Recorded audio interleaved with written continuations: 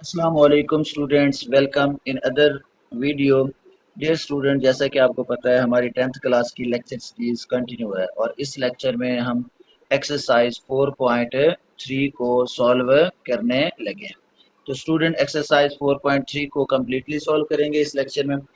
तो चलें जी, इसको स्टार्ट करते हैं। क्वेश्चन नंबर 1 है students, a function B of T is equal to 5000 plus 200t represent the total balance in rupees after T month. यानी कि यहाँ पर टी जो है वो रिप्रेजेंट कर रहा है किसको? मंथ को रिप्रेजेंट कर रहा है। अच्छा जी, उसके बाद next students, what will be the balance after 6 month, यानी कि 6 मंथ के बाद इसका बैलेंस क्या होगा। तो इसे सॉल्व करना स्टार्ट करते हैं। स्टूडेंट देखें, हमारे पास ये जो गिवन फंक्शन है वो क्या है जी? बी ऑफ टी है। अच्छा जी, गिवन क्या आ जाएगा? Given B of T is equal to क्या है जी? 5000 और प्लस क्या आ गया जी? 200t। अब यहाँ पर t जो है वो किसको रिप्रेजेंट कर रहा है? मंथ को रिप्रेजेंट कर रहा है। और ये b ऑफ t क्या है? ये बैलेंस है विद t मंथ में। अब स्टूडेंट्स, हमने टोटल बैलेंस फाइंड आउट करना है आफ्टर 6 मंथ। तो यहाँ पर क्या करेंगे? पुट करेंगे हम। क्या पुट करेंगे जी? Put t is equal to 6, यानी कि t की जगह पे 6 पुट करेंगे तो ये क्या बनेगा? p of 6 is equal to, ये आ जाएगा 5000 प्लस 200 इंटू क्या हो जाएगा? 6 आ जाएगा। इसे सिंप्लीफाई करें तो ये 5000 as it is plus 6 to the 12 और उसके बाद क्या आ जाएगा? ये जीरोस आ जाएंगे। तो ये आ जाएगा हमारे पास 1200। अच्छा जी, अब इसमें इसे ऐड कर दें स्टूडेंट्स। तो 5000 प्लस 1200 तो क्या आ जाएगा? 6200। तो ये बना जी बी ऑफ 6। बी ऑफ 6 आ गया। तो इसका मतलब है balance after 6 month, balance after 6 month कितना हो जाएगा? 6200 हो जाएगा। तो यहाँ पर लिखेंगे हम, so balance balance after 6 month will be 6200 rupees, क्योंकि ये इसका यूनिट क्या था? रुपीज था। तो ये इसका फाइनली आंसर होगा स्टूडेंट जी। तो स्टूडेंट नेक्स्ट क्वेश्चन नंबर 1 हमने कर लिया। अब है जी क्वेश्चन नंबर 2, इसे सॉल्व करते हैं। क्वेश्चन नंबर 2 की स्टेटमेंट है students, a function f of k is equal to 150 plus 20k represent the total fare in rupees for K kilometre. यानी कि के यहाँ पर जो है वो रिप्रेजेंट कर रहा है किसको? किलोमीटर को। How much will be the fair for 12 kilometre ride, यानी कि 12 किलोमीटर राइड का जो फेयर है वो कितना होगा, ये हमने फाइंड आउट करना है। और फंक्शन क्या है स्टूडेंट्स? हमारे पास ये है एफ ऑफ के। तो चलें, इसको हम क्वेश्चन नंबर 2 है, इसे हम सॉल्व करना स्टार्ट करते हैं। तो यहाँ पर देखें, हमारे पास ये जो गिवन है, गिवन फंक्शन की स्टेटमेंट क्या है students? That is equal to F of K, ये आ जाएगा 150 और प्लस 20k। अब यहाँ पर देखें, के जो है वो रिप्रेजेंट कर रहा है किसको? किलोमीटर्स को रिप्रेजेंट कर रहा है। और ये फंक्शन है किस चीज का? फेयर का फंक्शन है। अब हमें क्या चाहिए? 12 किलोमीटर यानी कि जो राइड है उसका फेयर फाइंड आउट करना है। तो हम यहाँ पर के की जगह पे क्या पुट कर देंगे? यहाँ हम पुट करेंगे, पुट के इज इक्वल टू कितना है जी? 12। के की जगह पे क्या पुट कर देंगे? 12। तो ये आपका क्या आ जाएगा? फेयर आ जाएगा 12 किलोमीटर राइड का। तो ये होगा g f of 12 is equal to ये 150 एज इट इज, उसके बाद प्लस ये 20 इंटू क्या आ जाएगा? ये आ गया जी 12, यानी कि के की जगह पे हमने 12 को रिप्लेस किया। तो देखें, ये 150 स्टूडेंट्स एज इट इज आ गया। उसके बाद 12 को इससे मल्टीप्लाई करें तो 12 को 2 से मल्टीप्लाई करें तो 24 और 0 एज इट इज, यानी कि 240 आ गया। अच्छा, अब इसको इसमें ऐड कर देते हैं, 150 प्लस 240 तो ये आ जाएगा 390, यानी कि फेयर आफ्टर 12 किलोमीटर कितना बना 390। तो यहाँ लिखेंगे हम so total fair, so fair fair for the for 12 kilometre ride will be 390 rupees. तो ये इसका फाइनल आंसर है जी। तो स्टूडेंट नेक्स्ट क्वेश्चन नंबर 3 है, इसको सॉल्व करना स्टार्ट करते हैं, जिसकी स्टेटमेंट है the cost of manufacturing fancy sofa set would be fixed charges rupees 5500, यानी कि ये कॉस्ट है सोफा सेट की मैन्युफैक्चरिंग की, यानी कि एक सोफा सेट की, which is modelled as F of N is equal to 5500 N. इसका मतलब है एक की कॉस्ट ये है और जितने भी ज्यादा सोफा सेट होंगे तो एन की वैल्यू बदलती जाएगी, तो वो 5500 से क्या हो जाएगा मल्टीप्लाई होता जाएगा, where n is the total number of sofa set, find the cost of 50 sofa sets. अब स्टूडेंट ये हमारे पास गिवन फंक्शन है जो कि है g f of N is equal to 5500 n. N क्या है, एन रिप्रेजेंट करता है नंबर ऑफ सोफा सेट। तो अब हमने क्या करना है, हमने 55 सोफा सेट की कीमत जो है वो फाइंड आउट करनी है, कॉस्ट फाइंड आउट करनी है। तो इसका मतलब है एन कितना होगा 55 होगा। तो स्टूडेंट देखें गिवन दैट ये फंक्शन आ गया F of N is equal to 5500 है। तो यहाँ पर अब हम पुट कर देंगे, किसको पुट करेंगे, put N is equal to 50 because हमें 50 सोफा सेट्स की टोटल कॉस्ट चाहिए। तो यहाँ आ जाएगा F of 50 is equal to 5500 और मल्टीप्लाई क्या हो जाएगा जी 50 आ जाएगा। तो ये तो एज इट इज रहेगा F of 50 is equal to, अब इसे मल्टीप्लाई करें 50 से तो ये बनेगा 275 और उसके बाद ये आ जाएगा जी 1000, यानी कि 5500 को 50 से अगर मल्टीप्लाई करें तो 275,000 बन जाएगा। सो क्या आया जी ये, so the cost of, so total cost of 50 sofa sets is rupees 275,000 rupees, यानी कि ये इसकी टोटल कॉस्ट होगी और ये इसका फाइनल आंसर है जी। तो स्टूडेंट नेक्स्ट क्वेश्चन नंबर 4 है, जिसकी स्टेटमेंट है a function t of d is equal to d over 60 represents the time t in hours to travel a distance d kilometer. How long will it take to travel 180 kilometre?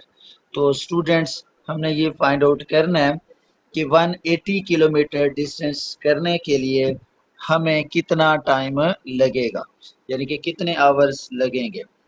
फिर देखें student ये एक function है T, यहाँ पर T जो है वो टाइम को रिप्रेजेंट कर रहा है जो कि आवर्स में है, ठीक है, और डी जो है वो क्या है जी डिस्टेंस को रिप्रेजेंट कर रहा है, ये आ गया जी टी आवर्स में, और डी क्या है जी डिस्टेंस इन किलोमीटर है। How long will it take to travel 180 kilometre, मतलब कि कितना वक्त लगेगा 180 किलोमीटर डिस्टेंस को तय करने में। तो इसे सॉल्व करना स्टार्ट करते हैं student, that is question number 4 solution. यहाँ लिखेंगे जो हमारे पास गिवन है, गिवन स्टेटमेंट क्या है जी हमारे पास, यानी कि गिवन फंक्शन हमारे पास है T of D, that is T of D is equal to D divided by 60, D divided by 60 आ गया। अब यहाँ हमने पुट करना है, पुट ये जो उसने कहा है कि 180 किलोमीटर डिस्टेंस, तो इसका मतलब है यहाँ पर हम D पुट करेंगे 180 और फिर टाइम निकल आ जाएगा, D इज इक्वल टू 180। तो ये आ जाएगा time distance 180 kilometre is equal to, यहाँ भी क्या आ जाएगा, डी की जगह 180, इधर भी 180 और डिवाइडेड बाय क्या आ गया जी 60। अब इसे डिवाइड करें तो फाइनली क्या बना, टी ऑफ 180 यानी कि time to cover 180 kilometre, 180 divided by 60 तो क्या आ जाएगा 3, यानी कि 180 किलोमीटर डिस्टेंस कवर करने के लिए कितना लगेगा जी 3 आवर्स लगेंगे। सो हम यहाँ पर लिख लेते हैं, सो it will take it will take three hours to travel 180 kilometre distance, यानी कि 3 आवर्स लगेंगे 180 किलोमीटर डिस्टेंस को कवर करने के लिए। जी तो स्टूडेंट्स नेक्स्ट क्वेश्चन नंबर 5 है, जिसकी स्टेटमेंट है a company charges ₹100 for an encoding work. एक कंपनी है जो कि 100 रुपीज चार्ज करती है इनकोडिंग वर्क के लिए। In addition the company charge ₹5 per page of printing output. पहले इनकोडिंग के लिए 100 है और 5 क्या है जी एक्स्ट्रा चार्जेस है। The model of the function f of x is equal to 100 plus 5x, यानी कि इन चार्जेस का जो मॉडल बनाया गया है वो ये बना दिया गया। ठीक है, यहाँ पर ये जो x है वो क्या रिप्रेजेंट कर रहा है, represent the number of pages, यानी कि इसी फंक्शन के अंदर इनकोडिंग और प्लस एडिशन चार्जेस मिक्स करके ये एक फंक्शन बनाया गया। तो अब एक्स इसमें किसको रिप्रेजेंट करता है, पेज को रिप्रेजेंट करता है। अगर सपोज आपको 10 पेजेस के चाहिए इनकोडिंग और प्रिंटिंग चार्जेस, तो आप सिर्फ एक्स को क्या पुट कर देंगे 10 पुट कर देंगे। ये मैं एग्जांपल दे रहा हूँ। हमें यहाँ पर उसने पूछा क्या है, वैसे वो कहता है कि how much will company charge for 55 pages encoding and printing work, यानी कि इनकोडिंग के लिए और प्रिंटिंग वर्क के लिए। तो यहाँ पर सिंपली हम क्या कर देंगे, x को 55 पुट कर देंगे। तो स्टूडेंट देखें given function f of x is equal to 100 plus 5x है। ये हमारे पास गिवन फंक्शन है, ये जो उन्होंने बना के दिया है 100 प्लस 5x। तो ये गिवन फंक्शन आ गया। अब हमें चाहिए इनकोडिंग कितने पेजेस की, 55 पेजेस की। तो यहाँ पर हम पुट करेंगे x is equal to 55 pages. तो यहाँ आ जाएगा f of 55 is equal to क्या हो जाएगा स्टूडेंट्स 100 प्लस 5, x की जगह पे क्या आया जी 55, क्योंकि हमें इनकोडिंग और प्रिंटिंग चाहिए कितनी 55 की, और x किसको रिप्रेजेंट करता है 55 को, तो x की जगह पे क्या पुट किया 55। जी तो स्टूडेंट्स ये आ जाएगा f ऑफ 55, ये हो जाएगा 100 प्लस इसको मल्टीप्लाई कर लें तो ये बन जाएगा 275, यानी कि 5 मल्टीप्लाई 55 275। अच्छा जी इसको इसमें ऐड करें तो क्या आ जाएगा 375, दैट इज f ऑफ 55 375। तो टोटल कॉस्ट कितनी बन गई जी 375, तो यहाँ लिख देंगे so the company will charge, so total बस सिंपली लिखें total charge rupees 375 for 55 pages of encoding, यानी कि in coding and printing work printing printing work, यानी कि 375 रुपीज चार्ज करेगी कंपनी। किसके लिए? 55 पेजेस की इनकोडिंग भी करेगी और उसकी प्रिंटिंग भी करेगी।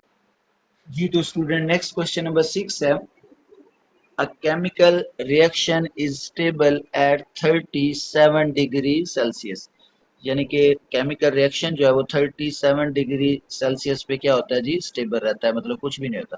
The process must be stopped if the temperature deviates by more than 2.5 degree Celsius. तो अगर टेम्परेचर 2.5 डिग्री सेल्सियस से ज़्यादा हो तो फिर क्या होता है जी? वो प्रोसेस स्टॉप हो जाता है। द कंडीशन इज मॉडल्ड, यानी कि इन दोनों कंडीशन को देख के ये एक मॉडल बना दिया गया है जो कि है T-37 डिग्री सेल्सियस और absolute value that is greater than 2.5। T be the temperature. अच्छा, यहाँ पर टी क्या है जी? टेम्परेचर को शो करता है। वो कहता है फॉर व्हाट टेम्परेचर, यानी कि हम for what temperature value must be the process be stop, यानी कि टी की किस वैल्यू के लिए ये प्रोसेस क्या हो जाएगा? स्टॉप हो जाएगा। तो बहुत ही सिंपल स्टूडेंट ये क्वेश्चन है। यहाँ पर देखें ये जो फंक्शन बना हुआ है, हम इस फंक्शन को क्या करेंगे? सॉल्व करेंगे और वहां से क्या फाइंड कर लेंगे? टी की वैल्यू, और जो टी की वैल्यू आएगी उसी पे ये क्या हो जाएगा जी? टेम्परेचर जो है वो, प्रोसेस जो है वो उसी टेम्परेचर पे स्टॉप करेगा। तो स्टूडेंट्स हमारे पास ये गिवन कंडीशन है जी, ये गिवन फंक्शन कह लें, ये गिवन मॉडल कह लें, ये आ गया जी गिवन कंडीशन। उसने यूज किया है वर्ड कंडीशन का, तो हम लिखेंगे गिवन, ये दिया हुआ ना गिवन कंडीशन मॉडल। तो ये आ गया जी T-37 डिग्री सेल्सियस एब्सोल्यूट, और ये आ गया जी ग्रेटर देन 2.5 डिग्री सेल्सियस। अच्छा जी स्टूडेंट्स, आपको पता है कि जब ये एब्सोल्यूट हम रिमूव करते हैं तो क्या आता है? प्लस माइनस आता है। तो यहाँ लिखेंगे plus minus T-37 degree Celsius is greater than 2.5। अब एक दफा प्लस के साथ लिखेंगे तो ये आ जाएगा T-37 degree Celsius is greater than 2.5, और माइनस T-37 डिग्री और ग्रेटर देन 2.5। जी यहाँ से टी फाइंड करना है। टी इज ग्रेटर देन, ये आ जाएगा 2.5, ये माइनस है, इधर आगे क्या हो जाएगा? +37 डिग्री सेल्सियस। और अब इस माइनस को इस साइड पे शिफ्ट करें तो स्टूडेंट्स क्या बनेगा? देखिए ये आ जाएगा हमारे पास T-37। देखिए जब माइनस से मल्टीप्लाई करते हैं तो इनइक्वलिटी चेंज होती है, ये इनइक्वलिटी अब लेस देन हो जाएगी, ये माइनस पहले इधर था तो अब इस साइड पे शिफ्ट हो जाएगा, ये आ जाएगा 2.5 डिग्री सेल्सियस, उसके साथ क्या आ जाएगा? माइनस। जी तो स्टूडेंट्स फर्दर सॉल्व करें इसे, ये होगा T इज ग्रेटर देन 37 में 2 ऐड कर दें तो क्या आ जाएगा? 39.5 डिग्री सेल्सियस, और ये माइनस है, ये उधर जाके प्लस कर दें, less than -2.5 plus 37 degree Celsius. ये तो अब एज इट इज रहेगा 39.5 और टी इज लेस देन। अच्छा इसे माइनस करेंगे तो क्या आ जाएगा? ये बचेगा जी 34.5 डिग्री सेल्सियस। ठीक है, तो ये दोनों आंसर आ गए हमारे पास। सो अब हम यहाँ लिख सकते हैं the process the process the process uh, must be stopped temperature for temperature किस टेम्परेचर के लिए? अगर तो आपके पास टेम्परेचर क्या हो जी? टेम्परेचर लेस देन हो, किससे? Temperature T is less than हो 30.5 डिग्री सेल्सियस। अच्छा, और टेम्परेचर क्या हो जी, ग्रेटर देन हो 39.5 डिग्री सेल्सियस, यानी कि इससे लेस हो तो ये स्टॉप हो जाएगा, या फिर इससे ग्रेटर हो तो स्टॉप हो जाएगा, यानी कि इनके दरमियान होगा तो फिर ये स्टॉप नहीं होगा। नेक्स्ट क्वेश्चन नंबर 7 है, जिसकी स्टेटमेंट है a factory produce metal rod that must be 2.5 metre long, यानी कि कंपनी है जो कि मेटल रॉड बनाती है या प्रोड्यूस करती है जिसकी लेंथ क्या होती है जी, 2.5 मीटर होती है, with a tolerance of plus minus 0.04, यानी कि जो या तो इतने मीटर ज्यादा हो सकती है या इतने मीटर कम हो सकती है। अच्छा, an absolute value inequality model, यानी कि 2.5 और इसको मिला के एक ये मॉडल बना दिया गया है, ठीक है। अब इस मॉडल को हमने यूज करना है और बताना है what is the range of acceptable length, यानी कि उस मॉडल को यूज करके हमने रेंज बतानी है कि एक्सेप्टेबल रेंज क्या हो सकती है, मींस कि हम यहाँ पर x की वैल्यू फाइंड आउट करेंगे। तो स्टूडेंट्स अगर आप देखें तो हमारे पास ये जो गिवन है, ये गिवन मॉडल जो है हमारे पास, given model that is equal to x minus 2.5 absolute or that is less or equal to 0.04। अब स्टूडेंट एब्सोल्यूट वैल्यू को रिमूव करेंगे तो क्या बनेगा, x माइनस 2.5, इसे रिमूव करें तो ये आएगा plus minus that is less than 0.04। अब इसके दो केसेस बन जाएंगे, एक प्लस का और एक माइनस का, तो ये लिखेंगे x minus 2.5 lesser equal to 0.04 और minus x minus 2.5 less or equal to 0.04। अच्छा, इसको इधर शिफ्ट करें तो ये आ जाएगा x लेस देन 0.04 और ये माइनस है तो इधर आके हो जाएगा प्लस 2.5। और अब ये जो माइनस है, क्योंकि यहाँ तो प्लस था तो कोई चेंज नहीं है, यहाँ माइनस है तो माइनस को हम उधर शिफ्ट करते हैं, तो ये हो जाएगा x माइनस 2.5। अब जब माइनस से मल्टीप्लाई किया तो ये इनइक्वालिटी अब क्या हो जाएगी, इस तरफ, यहाँ से ये माइनस खत्म और ये माइनस किधर आ जाएगा, इधर आ जाएगा 0.04। अच्छा, इसको अंदर भी मल्टीप्लाई कर सकते हैं, अंदर मल्टीप्लाई करें तो x नेगेटिव होता है, इसलिए हम इसे इधर शिफ्ट कर लेते हैं। अब स्टूडेंट इसको क्या करें जी, ऐड करें 2.5, 2.5 में अगर हम इसको ऐड कर देते हैं जी तो क्या बन जाएगा, हमारे पास आ जाएगा 2.54, 2.54। और अच्छा ये आ जाएगा x इज ग्रेटर देन, ये इधर जाके क्या हो जाएगा, माइनस है इधर जाके प्लस हो गया 2.5 और ये माइनस की वैल्यू 0.04। अब स्टूडेंट्स क्या होगा जी, ये तो एज इट इज रहेगा, इसमें तो कोई चेंजेस नहीं आएंगे क्योंकि ये सिंप्लीफाई हो चुका है। इसे करें जरा तो 2.5 में से 0.04 को अगर हम निकाल देते हैं या माइनस करते हैं तो ये बचेगा 2.46, 2.46। अच्छा, इसको कंबाइन करके लिखें क्योंकि हमने रेंज बतानी है, तो यहाँ पर ये मैंने x लिख लिया। अब देखें x लेस किससे है, x less or equal to 2.54, 2.54, यानी देखें x लेस है इससे, ये वैल्यू बड़ी है और x वाली लेस है। अब यहाँ फिर x, अब x ग्रेटर क्या है, x ग्रेटर है किससे, इससे, तो ये साइन जो है वो ओपन हो रहा है इसका मुंह x वाली साइड पे, तो x वाली साइड पे इसका मुंह ओपन किया और ये बन गया जी 2.46, ये क्या आ गई जी, रेंज आ गई। तो हम इसे लिख सकते हैं, सो द रेंज क्या हो जाएगी स्टूडेंट्स, लिखेंगे so the range of acceptable length, acceptable acceptable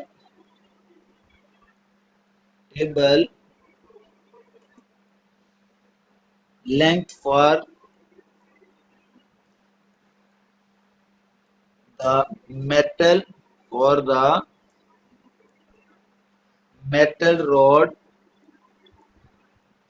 metal rod is कहाँ से, यानी कि 2.46 टू 2.54 मीटर, यानी कि इसके साथ क्योंकि मीटर था ना, ये 2 आ जाएगा और इधर भी क्या आ जाएगा, मीटर, यानी कि एक्सेप्टेबल लेंथ क्या हो जाएगी, ये हो जाएगी 2.46 टू 2.54 हो जाएगी। जी तो स्टूडेंट्स नेक्स्ट क्वेश्चन है, क्वेश्चन नंबर 8 है, जो कि लास्ट क्वेश्चन है इस एक्सरसाइज का, जिसकी स्टेटमेंट है अ machine part must be aligned so that its center is exactly at 0 point. If it shift more than 0.5 0.1 mm, यानी कि यहाँ पर 1 है, 0.1 millimetre the part is rejected, यानी कि उसका जो सेंटर है वो एग्जैक्टली 0.1 है, अगर 0.1 से वो ज्यादा हो जाएगा the part is rejected. The model is given by x absolute greater than 0.1। What position of the centre cause rejection, यानी कि क्या पोजीशन होगी सेंटर की जो के रिजेक्शन की वजह बनेगी, यानी कि जब वो रिजेक्ट होगा। तो सिंपली स्टूडेंट हमें यहाँ पर एक्स ही फाइंड आउट करना है सिंप्लीफाई करके, तो इसको सॉल्व करते हैं। अब यहाँ पर देखें ये जो हमारे पास गिवन मॉडल है ये क्या है जी, गिवन मॉडल ये तो बहुत ही आसान है, x absolute is greater than क्या है 0.1 है। अब इसे रिमूव करेंगे तो क्या आ जाएगा, ये प्लस और एक माइनस आ गया और ये आ जाएगा x इज ग्रेटर देन 0.1। अब क्या होगा स्टूडेंट, ग्रेटर देन 0.1, सॉरी ये 4 लिखा गया, ये 1 ही है, ये आ जाएगा 0.1 और यहाँ negative x is greater than 0.1 आ गया, ठीक है। अब ये तो x इज ग्रेटर देन 0.1 है, अब यहाँ x पॉजिटिव बनाना है तो नेगेटिव को इधर मल्टीप्लाई करेंगे, तो जब मल्टीप्लाई करेंगे तो आपको पता है कि इनइक्वालिटी की डायरेक्शन चेंज हो जाएगी, ये आ जाएगा और ये आ जाएगा नेगेटिव 0.1 आ जाएगा, ठीक है। अब ये दो हमारे पास वैल्यूज आ गई, एक आ गई x ग्रेटर देन 0.5 और एक x आ गया लेस देन नेगेटिव 0.5। सो तो यही दो पोजीशन होंगी, हम लिखेंगे सो द पोजीशन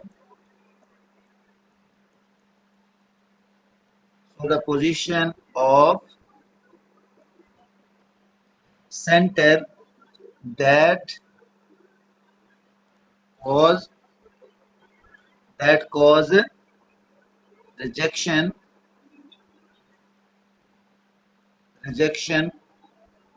और क्या होगा, x ग्रेटर देन हो 0.1 या फिर क्या हो x लेस देन हो नेगेटिव 0.1 mm, यानी कि इसका स्टैंडर्ड यूनिट था mm, तो इसके साथ भी क्या आ जाएगा mm।